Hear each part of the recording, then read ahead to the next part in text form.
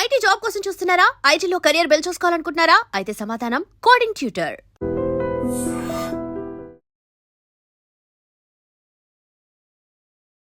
Welcome to I dream. నేను Udayasri. Present మనతో ఉన్నారు అడ్వకేట్ పృథ్వీరాజ్ గారు. చాలా మంది స్టూడెంట్స్ ఎడ్యుకేషన్ పర్పస్ విదేశాలకు వెళ్తూ ఉంటారు. ఆ తర్వాత ఎడ్యుకేషన్ అయిపోయాక ఓపీటీ, స్టెమ్ ఓపీటీ అని ఇలా ఉంటుంది. ఆ టైంలో వాళ్ళు జాబ్స్ చేసుకోవచ్చు. అసలు వాళ్ళు ఎలాంటి జాబ్స్ చేయాలి, ఓపీటీ అండ్ స్టెమ్ ఓపీటీ అంటే ఏంటి, ఇవన్నీ తెలుసుకుందాం డీటెయిల్గా వారిని అడిగి. నమస్తే సార్. నమస్తే సార్, స్టూడెంట్ 5 years వీసా పైన అక్కడికి వెళ్తారు. తర్వాత వాళ్ళు చదువుకుంటూనే జాబ్ చేస్తూ ఉంటారు. అసలు అక్కడ ఏది లీగల్? స్టెమ్ ఓపీటీ, ఓపీటీ అంటే ఏంటి సార్ యాక్చువల్గా? ఓపీటీ అంటే ఆప్షనల్ ప్రాజెక్ట్ ట్రైనింగ్ అమ్మా. వాళ్ళు ఓపీటీ అంటే వాళ్ళు చదువుకున్న వెంటనే ఇమీడియట్గా చదువుకున్న టైంలో వాళ్ళకి వచ్చేటువంటి జాబ్స్ ఏదైతే ఉన్నాయో, మెయిన్ పాకెట్స్ అంటారు. అంటే ఏంటంటే వాళ్ళు ఏమై దానికి ఇండియాలో అది ఎక్కువ అమౌంటే, అక్కడ ఏమో పాకెట్ మనీ కింద లేకపోతే కొంచెం స్మాల్ సేవింగ్స్ కింద ఉండటం కోసం ఓపీటీ ఉంటుంది. ఓపీటీ చేసేటప్పుడు ఏంటంటే వాళ్ళకి స్మాల్ జాబ్స్ వస్తూ ఉంటాయి అమ్మా. అంటే ఒక యూనివర్సిటీలో ఒక అసిస్టెంట్ ప్రొఫెసర్స్ దగ్గర వాళ్ళు డ్రాఫ్టర్స్ కింద, లేకపోతే పిహెచ్డి చేసే వాళ్ళ దగ్గర ఒక పేపర్ ప్రిపరేటర్ కింద, ఫైల్ మేకర్ కింద, అండ్ క్యాంపస్లో టీచర్స్ కింద, అక్కడ స్కూలింగ్ ఉంటే దాంట్లో టీచర్స్ కింద, లేకపోతే వాళ్ళ పిల్లలకి ట్యూషన్ చెప్పేటువంటి ట్యూటర్స్ కింద, అండ్ అక్కడ బేకరీస్లో వర్క్ చేయడానికి, అక్కడ కాఫీ షాప్లో వర్క్ చేయడానికి, క్యాంపస్ లోపలే, బయట కాదు, చేయటానికి. అండ్ ఆల్సో కొంతమంది అంబాసిడర్స్, క్యాంపస్ అంబాసిడర్ అంటారు. ఇదే విధంగా స్టూడెంట్స్ వచ్చి వాళ్ళ పేరెంట్స్ వచ్చారంటే వాళ్ళందరినీ మొత్తం క్యాంపస్ అంతా తీసుకొచ్చి తిప్పి చూపించడం. అండ్ లైబ్రరీలో అసిస్టెంట్స్ కింద దీంట్లో జాబ్స్ ఉంటాయి. ఆ జాబ్స్లో ఏంటంటే వాళ్ళు చిన్న అమౌంట్స్ వాళ్ళు దాచుకుంటానికి అవకాశం ఉంటుంది. ఆ అవకాశం వచ్చిన జాబ్ తోటి చాలామంది ఏంటంటే ఇక్కడ లోన్ తోటి వెళ్తూ ఉంటారు, స్టూడెంట్ లోన్ తోటి వెళ్తూ ఉంటారు. ఆ లోన్ కూడా రీపే చేసే కెపాసిటీ ఉంటుంది. విత్ ఇన్ వాళ్ళు ఉండేటువంటి కాలేజ్ దాంట్లోనే ఒక 30%, 40% లోన్ రీపే చేసేస్తూ ఉంటారు. తర్వాత ఎటు జాబ్ వస్తుంది, జాబ్ వచ్చిన తర్వాత బయటకు వచ్చేస్తారు. వచ్చేసిన తర్వాత వాళ్ళకి దే విల్ కంటిన్యూషన్ ఆఫ్ ఒక శాలరీ ఓరియంటెడ్ అనేది వాళ్ళకు ఉంటుంది. జనరల్గా ఎంఎస్కి వెళ్ళేవాళ్ళు ఎక్కువ మంది ఉంటారమ్మా మనకి. ఇండియా నుంచి వెళ్ళేవాళ్ళు, బీటెక్ నుంచి వెళ్ళేవాళ్ళు కానీ, లేకపోతే బ్యాచిలర్ డిగ్రీస్ వెళ్ళేవాళ్ళు తక్కువ మంది ఉంటారు. అండ్ వీళ్ళు ఈ this is the requirement for that software employment అని చెప్తున్నారు. వీళ్ళు ఏంటంటే కొంచెం ఏజ్ వాళ్ళు వెళ్తారు. ఎంఎస్కి వెళ్ళేవాళ్ళు అంటే ఆఫ్టర్ కాలేజ్ కాబట్టి జాబ్ చేస్తా వెళ్ళేవాళ్ళు ఉంటారు, జాబ్కి వెళ్ళేవాళ్ళు వెళ్తూ ఉంటారు. జాబ్ కన్నా ముందు దే నీడ్ సమ్ పాకెట్స్. వాళ్ళు కొంచెం అవసరం ఉంటుంది, డబ్బు అవసరాలు ఉంటాయి. బ్యాచులర్ అంటే ఇండియా పేరెంట్స్ మీద డిపెండ్ అవుతారు కానీ 21 వరకు, అక్కడ నుంచి అంటే 22 అబోవ్ ఉన్న వాళ్ళకే ఎంఎస్కి వెళ్తారు కాబట్టి they depend upon the parents very much. తగ్గించుకుంటాం కోసం అని వాళ్ళు కొంచెం సంపాదించుకుంటాం, కొంచెం బాధ్యత వస్తుంది. వాళ్ళు రేపు జాబ్లో ఎట్లా కంటిన్యూ అవుతారు అనే దాని మీద ఓపీటీ. దీంట్లో సిపిటి ఉంటుందమ్మా, కరిక్యులర్ ప్రాజెక్ట్ ట్రైనింగ్ ఉంటుంది. కరిక్యులంలోనే కొన్ని ప్రాజెక్ట్స్ ఇస్తారు, వాళ్ళు ఆ ప్రాజెక్ట్ చేస్తూ ఉంటారు. స్టెమ్ అనేవాళ్ళు ఒక్కొక్క సంవత్సరం ఎడిషనల్గా వాళ్ళకి ఓపీటీ చేసుకునే అవకాశం ఉంటుంది. ఆ తర్వాత ఖచ్చితంగా వాళ్ళు they have to look for job. తర్వాత ఓపీటీ పీరియడ్ అయిపోయిందంటే జాబ్కి జాయిన్ అవ్వాల్సిందే. ఒకవేళ జాబ్ రాకపోతే, ఇప్పుడు తొందరగా జాబ్లు రావట్లేదు, జాబ్స్ 6 months టైం ఉంటుందమ్మా మనకి. అదంతా ఏమంత పెద్ద విషయం ఏం కాదు. జాబ్స్ ఆర్ గుడ్, దొరుకుతాయి జాబ్స్, ఏదో జాబ్ దొరుకుతుంది అని నాకు అదే చెప్తున్నాను. ఇందాక మనం అనుకున్నట్టు మైక్రోసాఫ్ట్లోనే నాకు జాబ్ కావాలా, లేదా దానికోసం కాకుండా ఏదో కంపెనీలో వెళ్ళి సెటిల్ అయ్యి, సో దట్ కొన్నాళ్ళ తర్వాత మళ్ళీ షఫల్ అవ్వచ్చు, షిఫ్ట్ అవ్వచ్చు, కొత్త జాబ్ జాయిన్ అవ్వచ్చు. అండ్ ప్రతిదీ పెద్ద కంపెనీసే చూడాల్సిన అవసరం లేదు. మిడిల్ బేస్డ్ కంపెనీస్ ఉంటాయి, స్టార్ట్అప్ కంపెనీస్ ఉంటాయి అక్కడ కూడా. They can opt. దాంట్లో అంటే పాపులేషన్ తక్కువ కాబట్టి, ప్రాజెక్ట్స్ ఎక్కువ కాబట్టి జాబ్ అయితే ఖచ్చితంగా దొరుకుతుంది. అస్సలు దొరకట్లేదు అంటే క్యాండిడేట్స్ డౌట్ పడాలా, ఇంక వాడు అక్కడికి వెళ్ళినా ఏం నేర్చుకోలేదు, లాంగ్వేజ్ నేర్చుకోలేదు. ఇది communication skills are very much important. We can't say that first communication skill వెళ్ళినోడు సెలెక్ట్ అయిపోతాడు. వాడి దగ్గర మంచి కమ్యూనికేషన్ ఉంది, ఇంగ్లీష్ మంచి స్పోకెన్ ఇంగ్లీష్ ఉంది, ఇంప్రూవ్ చేసుకున్నాడు, వాడు he will get through, job వచ్చేస్తుంది. వాడికి కొంచెం బ్యాక్లాగ్స్ ఉన్నా పెద్ద పట్టించుకో. మెయిన్ కమ్యూనికేషన్ నేర్చుకోవాలా, ఇంగ్లీష్ నేర్చుకోవాలా, అక్కడ కల్చర్ మెయిన్ తెలియాలి. మెయిన్ మింగిల్ అవటం తెలియాలి. నేను Okay. ఇట్లాగే మా అబ్బాయి చాలా మంచివాడు అండి, అస్సలు ఎక్కడికి వెళ్ళడు, ఇంట్లోనే ఉంటాడు, లేకపోతే ఇంట్లో కాలేజ్ అన్నవాడు సెలెక్ట్ అవ్వడు. ఓకే సరే, ఈ మధ్య కాలంలో పేరోల్ రన్ చేయాలి మస్ట్ గానీ అవును. యుఎస్ లో ఉన్న వాళ్ళు పేరోల్ రన్ చేయాలని అవును. పాపం కన్సల్టెన్సీలకు వాళ్ళు డాలర్స్ ఖర్చు పెట్టడం చూస్తూ ఉన్నాము. అవును. సో ఏంటి ఇది యాక్చువల్లీ చెప్తారా? వరకు వీళ్ళకి అమౌంట్ ఎక్కడి నుంచి వస్తుంది, sources is very much important అమ్మా. అక్కడికి వెళ్ళిన తర్వాత ఆడ్ జాబ్స్కి బయటకి జాయిన్ అయితే కనుక బేకరీస్లో పనిచేసే వాళ్ళు ఉంటారు, బయటకు వెళ్ళిపోయి, లేకపోతే ఒక పెట్రోల్ బంక్లో పనిచేసే వాళ్ళు ఉంటారు. వాళ్ళకి పెద్ద గడ్డు కాలం అని చెప్పచ్చు as of now. Tax pay చేయాలి. ఇండియాలో వాళ్ళు ఎవరు ట్యాక్స్ పే చేయరు కదా, అక్కడికి వెళ్తే ట్యాక్స్ పే చేస్తారు. సిస్టమ్ అర్థం కాదు వీళ్ళకి, ట్యాక్స్ కన్వర్షన్లో సిస్టమ్ అర్థం కాదు. వీళ్ళు ఏమనుకుంటారంటే ఒక్కోసారి మీ ఏదో ఆడ్ జాబ్ చేసి ఒక ఈఎంఐ కట్టాడు, ఇందాక ఓపీటీ అనుకోండి, ఓపీటీలో కట్టాడంటే ఇబ్బంది లేదు. ఒక పెట్రోల్ బంక్లోనో లేకపోతే బేకరీలోనో ఎక్కడికి వెళ్ళి వాళ్ళు ఒక ఈఎంఐ కట్టారు, అది పెద్ద పట్టించుకోరు ఎవరు, చెప్పరు బయటికి. పేరోల్ చేసేటప్పుడు వచ్చేస్తుంది. ఆ ఈఎంఐ నీకు ఎక్కడి నుంచి సోర్స్ వచ్చింది చెప్పమంటాడు. ఇండియా నుంచి రాలేదు, నీ బ్యాంక్ అకౌంట్లో తెలిసిపోయింది, నువ్వు ఓపీటీలో ఆ టైంలో లేవు, అమౌంట్ ఎక్కడి నుంచి కట్టావు. వాడు ఏమంటాడంటే I borrowed from so and so person. ఆ వ్యక్తి బారో చేసినట్టు అక్కడి నుంచి నీకు రావాలి కదా అమౌంట్, క్యాష్ ఎవడు కడతారు. అక్కడ చాలా ప్రాబ్లం అవుతుంది. కన్సల్టెంట్స్ దగ్గరికి వెళ్ళేటప్పుడు ఏమవుతుందంటే వాళ్ళు కూడా పెట్టేస్తారు, ఇవన్నీ వెరిఫై చేసుకోరు. రేపొద్దున H1B పికప్ అయ్యేటప్పుడు ఇబ్బంది పెడతారు. అందుకని మ్యాక్సిమం అవాయిడ్ చేయండి, బయటికి ఉండి వర్క్ చేయండి. చాలా మందిని అడుగుతున్నాం, అక్కడి నుంచి వచ్చిన అక్కడ స్టూడెంట్స్ అయిన తర్వాత H1B వచ్చి జాయిన్ అయిన వాళ్ళు, అక్కడ స్టూడెంట్స్ అయిన తర్వాత గ్రీన్ కార్డ్ తీసుకున్న వాళ్ళని కూడా అడుగుతున్నారు. ఓపీటీ అన్నది ఈజ్ ఇట్ మన అందరినీ ద్రాక్ష పండు అంటారా అని అడుగుతారు. It's not so. లేట్ అవుతుంది, కొన్నాళ్ళు లేట్ అవుతాయి. కుల్లా చెప్పాలంటే నువ్వు 40 లక్షలు పట్టుకెళ్ళు, నువ్వు అక్కడ ముందు ఎంఎస్ కంప్లీట్ చేయి. ఈ 40 లక్షలకు తీసుకెళ్తా అనుకునే వాళ్ళు వెళ్ళండి, లేకపోతే మిగతా వాళ్ళు వెళ్ళదు దయచేసి. 40 లక్షలు నీకు ఇక్కడ ప్రతి బ్యాంకు నీకు లోన్ ఇచ్చేస్తుంది. లోన్ రీపేమెంట్ వెంటనే కట్టక్కలేదు, 2 months తర్వాత కట్టచ్చు, 2 years తర్వాత లోపల కట్టచ్చు, జాబ్ నీ కరికులం అయిన తర్వాత. ఈ లోపల ఎందుకో పేరెంట్స్ తొందర పెడతారో తెలియదు, లేకపోతే వీడిలో తొందర పెడతారో తెలియదు, వెంటనే ఎక్కడో ఆడ్ జాబ్స్ జాయిన్ అయిపోవాలి, బయటికి వెళ్ళిపోయి ఆడ్ జాబ్స్ జాయిన్ అవ్వాలి, జాయిన్ అయిపోయి దొంగచాటుగా చేసేసేయాలి. అమౌంట్ ఈ దాంట్లో వాడు ఏం చేస్తాడు, ఎవడైనా సరే ఏ సెక్టర్లో అయినా సరే ఏం చేస్తాడు, వీడి దాంట్లో బ్యాంక్ ట్రాన్స్ఫర్ చేస్తూ ఉంటాడు. బయట వాడు ఎందుకు ట్రాన్స్ఫర్ చేశాడు, కంటిన్యూగా ట్రాన్స్ఫర్ అయిందంటే వాడికి డౌట్ వస్తుంది, వాడు దానికి లెక్క చెప్పాలి. అండ్ ఆల్సో వీడు ట్రాన్స్ఫర్ చేసుకునే అమౌంట్ తోటి ఖర్చు పెట్టుకునేదని చేస్తే గుడ్, వెళ్ళండి గుడ్. లేదు వాడు రీపే చేస్తూ ఉంటాడు, నా దగ్గర అమౌంట్ ఉంది నేను రీపే చేస్తానంటాడు. అంత బాధ్యత తీసుకునేటట్టయితే నువ్వు యూఎస్ వెళ్ళకు.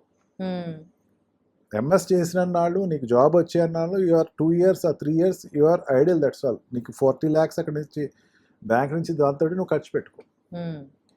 పేరెంట్స్ కూడా I just want to tell from my dream, repeatedly I'm telling this, OPT కొంచెం లేట్ అవుతుంది, వెంటనే రాట్లా, లేట్ అవుతుంది. ఐ అగ్రీ విత్ ఇట్, కొంచెం లేటే అవుతుంది. ఎందుకంటే ఇంతమంది 100 స్టూడెంట్స్కి ఇచ్చాడమ్మా ఓపీటీ, 100 షిఫ్ట్ అయితేనే కానీ నెక్స్ట్ 100 లోపల రారు.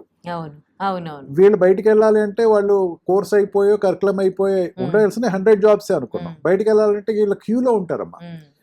క్యూలో ఉన్నప్పుడు ముందెళ్ళి first go first come in అవుతారు. అందుకని ఫస్ట్ కమ్ ఇన్ అన్నప్పుడు ఏమవుతుందంటే వాడు ఒకటి వెళ్ళిపోతే నీకు జాబ్ వస్తుంది, ఏదో జాబ్ వస్తుంది. ఈ జాబ్ చేసేటప్పుడు నువ్వు వాడు వెళ్ళిపోయే వరకు వెయిట్ చేయండి.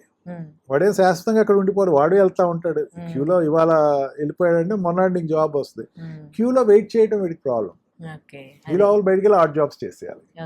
జాబ్స్ చేసేస్తూ అది ఇప్పుడు ఈ రోజున ఈ యాజ్ ఆఫ్ నౌ సిచ్యుయేషన్ చూసుకుంటే దే ఆర్ బీన్ డిపోర్టెడ్, ఆ కంట్రీ నుంచి బయట నెట్టేస్తున్నారు. మీ పిల్లలకి ఎవ్వరికి ఎంకరేజ్ చేయకండి, బయటికి వెళ్ళి జాబ్ చేసుకుంటానికి ఎంకరేజ్ చేయండి. అందరూ అట్లా చేసుకుంటున్నారంటే వాళ్ళందరూ ఏదో అవుతున్నారని మీ పిల్లోడిని అట్లా బలి చేయకండి. వాళ్ళందరూ అంటే ఏమో బయట ఉన్న వాళ్ళు కొంచెం they are not controlled by the college sectors కాబట్టి చేయొచ్చేమో. బయట ఉండటం కూడా నేను పెద్ద అంత అడ్వైజ్ ఇవ్వనమ్మా Udayashri, because as of now outside is not safe. Safe hands. Okay. 6-7 అయిన తర్వాత ఇంటికి మీ ఆఫీస్ అవును. నుంచో లేకపోతే మీ వర్క్ నుంచి బయటకి వెనక్కి రాకపోతే కొంచెం ఇబ్బందులు ఉన్నాయి. అవును. 9 o'clockకి నువ్వు ఇంటికి వస్తే కొంచెం ఇన్సెక్యూరిటీ ఎక్కువ ఉంది. అవును. ఇక్కడలాగా మనకి ఏదైనా ఉంటే అవును. మనం ఏదో అమీర్పేట సెంటర్కి వెళ్ళి టీ తాగుతాం ఆ 12కి, అట్లా ఏమి ఉండదమ్మా అక్కడ. ఉండదు అక్కడ. ఎవరు ఎప్పుడు ఎవరిని ఎట్లా షూట్ చేస్తారో తెలీదు. తెలీదు. రిస్క్ నువ్వంటే జాబే అవన్నీ. yes, నువ్వంటే పడన వాళ్ళు ఎవరంటే అక్కడ ఆ దేశపు జాతీయస్తులని ఆలోచించాలి. నువ్వు వచ్చి అక్కడ వాళ్ళ పొజిషన్స్ ఆక్యుపై చేసుకుంటున్నావు అన్న సంగతి మర్చిపోవద్దు. నీ మీద ఒక రెడ్ ఐ అయితే ఉంటుంది. అందుకే దయచేసి వెనక్కి వచ్చేస్తూ ఉండండి. అందుకే మ్యాక్సిమం ఇన్ క్యాంపస్లోనే ఉండండి. క్యాంపస్ దాటి బయటికి వెళ్ళొద్దు. క్యాంపస్లోనే రెసిడెన్సీస్లోనే, క్యాంపస్లోనే, హాస్టల్స్లోనే ఉండండి. కొంతమంది ఇట్లా మోటల్స్ లో దాంట్లో చేస్తూ ఉంటారు, పెట్రోల్ బంక్స్ లో చేస్తూ ఉంటారు సార్ జాబ్స్. సో మరి వాళ్ళకి వాళ్ళు రెడీ పెట్టి బేడ సర్దేసుకుని వెనక్కి వచ్చేయడానికి రెడీ అయిపోండి. ఎందుకంటే కంట్రీ ఈజ్ నాట్ ఈ హోమ్ల్యాండ్ సెక్యూరిటీ అన్నది చాలా పవర్ఫుల్గా ఉంటుంది అక్కడ. ఇదంతా ఈజీగా తీసుకోదు. ప్రతి వాడిని చూస్తూ ఉంటుంది, వీడు ఎక్కడ చేస్తున్నాడు, ఏం చేస్తున్నాడు. ఇన్ఫర్మేషన్ చాలా క్లియర్గా ఉంటుంది. వీడు హోటల్లో చేస్తున్నాడు, మోటార్స్లో చేస్తున్నాడు అంటే అమౌంట్, పెట్రోల్ బంక్ చేస్తున్నాడు అంటే అమౌంట్ ఎక్కడ డిపాజిట్ అవుతుంది, దానికి ట్యాక్సేషన్ పే చేసేటప్పుడు ఎక్స్ప్లెనేషన్ ఇవ్వాలి. వీడు క్యాష్ ఇవ్వరు వాళ్ళు. చాలా మంది తెలివిగా ఏం చేస్తారంటే వేరే అకౌంట్లో ట్రాన్స్ఫర్ చేసుకుంటా ఉంటారు. తెలివితేటలుంటే వెళ్ళండి గుడ్, మీకు ఆ కాన్ఫిడెన్స్ ఉంటే వెళ్ళండి good, but it is not recommendable and secured as such. చాలా మంది రిపోర్ట్ అయిపోతున్నారమ్మా ఇదే ఇష్యూ మీద. అదే నా వరి అంతా. ఎక్కువ మందికి ఈవెన్ ట్రాఫిక్ రూల్స్ పాటించిన వాళ్ళు, డ్రంక్ అండ్ డ్రైవ్లో వెళ్ళిన వాళ్ళు, ఇంతకుముందు చెప్పుకున్న క్లిఫ్ట్ ఆఫ్ వైపు మాల్స్కి వెళ్ళి దొంగతనం చేసి వచ్చిన, ఈ మధ్య వైరల్ కూడా ఒకటి వీడియో బయటకు వచ్చింది. ఆ మాల్కి వెళ్ళి దొంగతనం చేసి నేను మర్చిపోయానని చెప్పటం, ఇవన్నీ కూడా చిన్న చిన్న నేరాలు అయితే కాదు, పెద్ద పెద్ద నేరాలు ఆ దేశంలో. ఈ దేశంలో పెద్ద పట్టించుకోరేమో. నేను అక్కడికి వెళ్తే మాత్రం ఖచ్చితంగా జైలుకి వెళ్ళాల్సి వస్తుంది, లేకపోతే పోలీస్ పిలుస్తారు. ఇవన్నీ నువ్వు వెళ్ళావు, ఇంకో దేశం వెళ్ళావు అంటే, ఇంకొక అన్నోన్ ప్లేస్కి వెళ్ళావు అన్నది మర్చిపోకుండా ఎప్పుడు సెక్యూర్డ్గా ఉంటే హ్యాపీగా వెళ్ళి నువ్వు can settle there if at all you want settle, ఏదో హ్యాపీగా వెనక్కి రావచ్చు. ఈ కన్సల్టెన్సీస్ ఏంటి సార్ అక్కడ? ఇది ఒక పెద్ద బిజినెస్ లాగా అందరూ ఫస్ట్ అసలు ఎడ్యుకేషన్ అయిపోగానే కన్సల్టెన్సీస్లో జాయిన్ అయిపోతారు. అసలు ఏంటి ఈ కన్సల్టెన్సీస్? అవి ఎట్లా ఎర్న్ చేస్తూ ఉన్నాయి? స్టూడెంట్స్ మోసపోతున్నారా ఏంటి అసలు ఇది? కన్సల్టెన్స్ జాబ్ ఏదో నేను ఇప్పిస్తాను అని చెప్పేసి ఇండియాలో లాగానే నేను జాబ్ ఇప్పిస్తాను.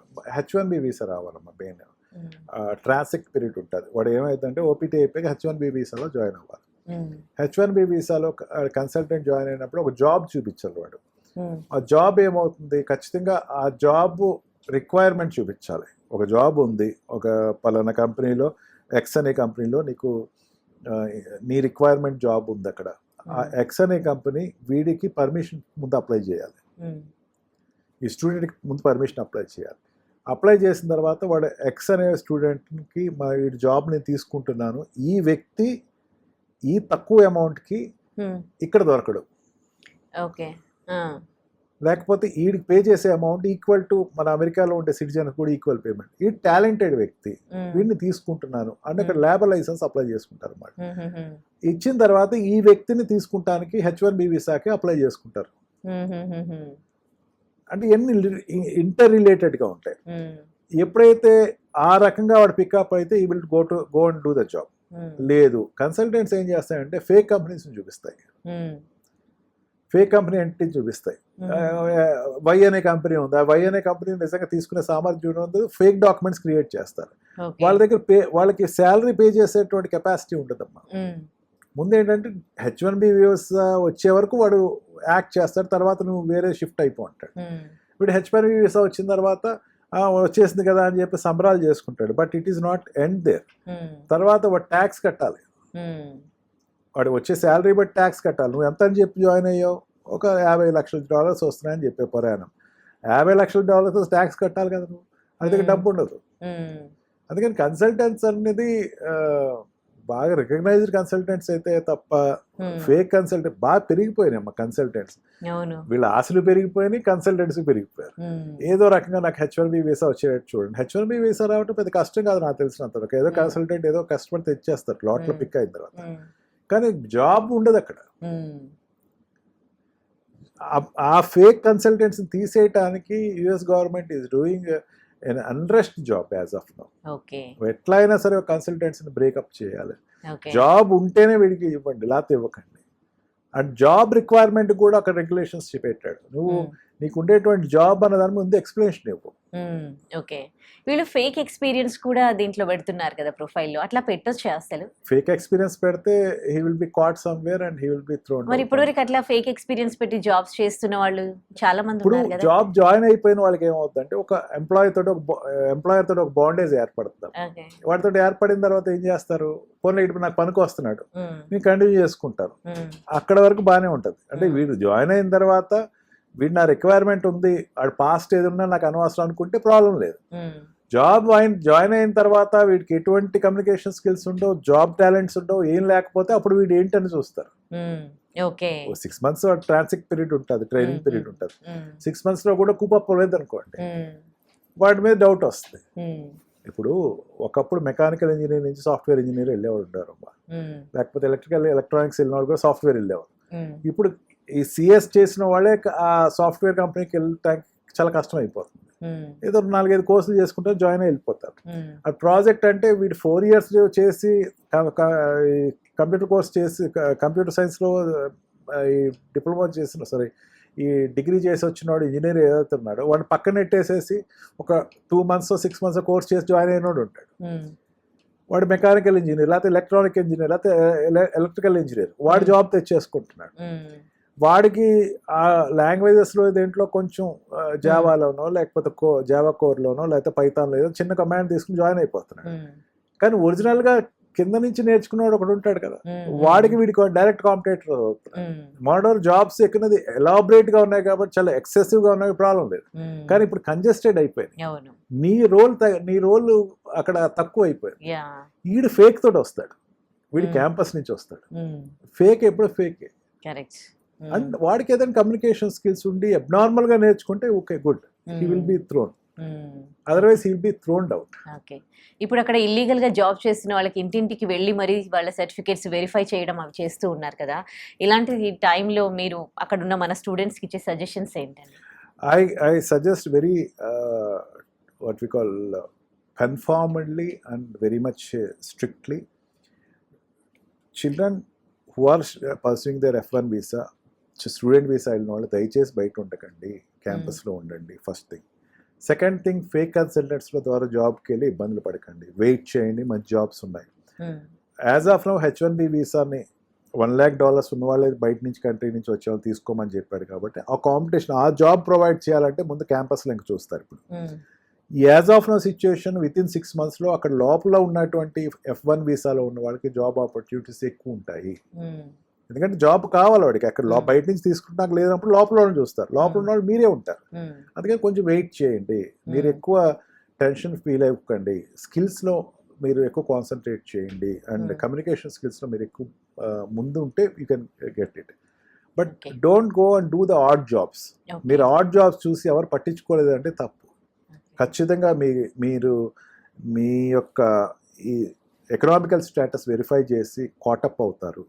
మీరు ఎటువంటి తప్పులు అక్కడ చేయకండి, సెక్యూర్డ్గా ఉండండి, ఇక్కడ ఉన్న వాళ్ళకి ముందు భయం లేకుండా చేయండి. Right. Thank you so much for your valuable suggestions to our viewers, and thank you. Thank you very much.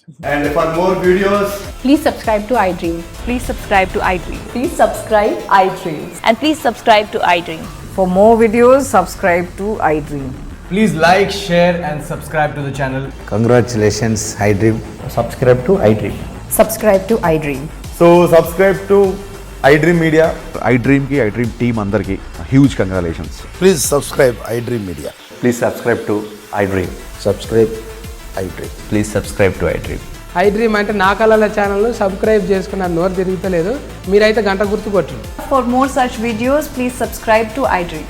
Subscribe to iDream. Please subscribe to iDream. Please subscribe iDream Media. Please do subscribe to iDream. Please subscribe to iDream Media. For best entertainment and information, please subscribe iDream. And don't forget to subscribe to iDream.